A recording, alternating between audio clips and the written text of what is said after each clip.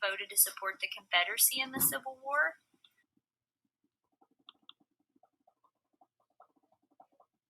John Ross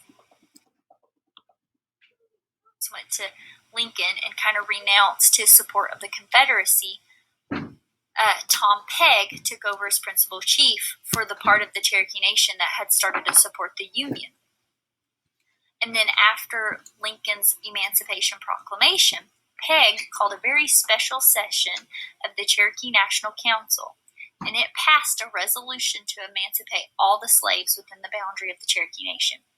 So they freed all their slaves after the Emancipation Proclamation within the Cherokee Nation. So after many Cherokee fled north to Kansas or south to Texas for safety, pro-Confederate Cherokee took advantage of the instability, and that's when they elected Stan Watie. So he was mostly recognized as principal chief by the people who were sympathetic with the Confederate Army. But people who still supported Ross and supported the Union refused to recognize him as their chief. So open warfare broke out between the Confederate and Union Cherokees within Indian Territory. So even Cherokee Nation was not safe and free from the Civil War. It even affected the nation, and it split them. And remember how we talked about when Andrew Jackson refused to step in and make Georgia treat the Cherokees right because there was a major war brewing and it ended up tearing our nation apart. He, not that it was right or not that it was wrong, but as a leader, he could see that coming down the pipes. And it was so rampant, and it was so divisive that it even divided the nation. After all they had been through, it divided them and just darn near caused a major civil war between them. So after the Civil War ended, both sides within the Cherokee Nation, they sent delegation to Washington. Watie pushed really hard for recognition of a Southern Cherokee Nation. So he still wanted to divide the tribe and have kind of ownership of the southern part of Cherokee Nation, the part of the Cherokee Nation that politically sided with the Confederacy, which was actually less than the ones that sided with the Union. But thankfully that was never achieved, and the Cherokee Nation held together. So I'm glad that it didn't split them. The U.S. government recognized that the two groups, they would never agree. And, really the division started, I feel, and this is my opinion, but I feel like the division in the Cherokee Nation started with the removal. And the Cherokees who did not want to be removed and wanted to stay, and the ones who negotiated on their own with the government. Right or wrong, you can see both sides of it. There's two sides to a pancake, no matter how flat it is. So you can see both sides of the Cherokee Nation and what they believed and what they wanted to hold on to. Whether it was right or wrong, I believe it's good to look at both sides and find common ground between the two. So, we got to look at both sides of it, and history's full of two-sided arguments between nations and people and governments, and so you want to look at both sides. Pancake has two sides. I don't care how flat it is. So, the U.S. government recognized that. They also recognized that the two would never get along. So they started kind of playing them against each other. They were able to extract concessions from both sides. That means both sides agreed with things. So the government made a treaty with the Cherokees to go ahead and free all of their slaves. Even though the Emancipation Proclamation had happened, the government still wanted to force the Cherokees' hand and make sure they freed their slaves. The Southern Cherokee, which was Stan Watie's Cherokees, wanted the government to pay and totally relocate the freedmen from their lands. So take a minute to kind of think about that.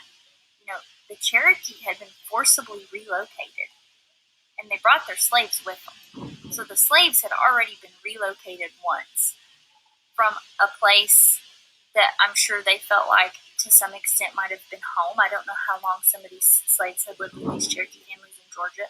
So they were already forced to relocate once. Now they're freed in this land where they've been settled for a while.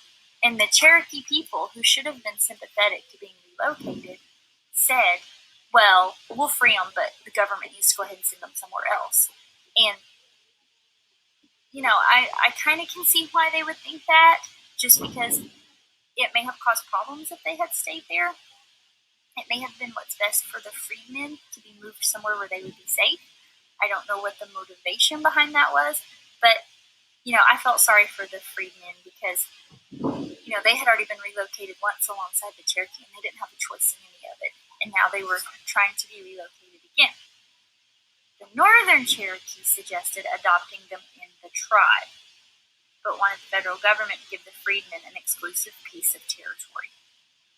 The federal government required the Cherokee freedmen would receive full rights for citizenship, which I was glad that the federal government passed that part and gave them full rights. That was, I feel like, a good thing to do. So they got land and annuities the same as the Cherokee, and it assigned them land still separately in the Canadian edition. And the treaty was signed by Ross on July 19th and went ahead and passed or ratified by the U.S. Senate on July 27th, 4 days before Ross's death. So Ross did a really good thing there, worked out a treaty with the United States to free and compensate and help the Cherokee slaves that had been released. So they were called the freedmen. And I thought that was a really good thing.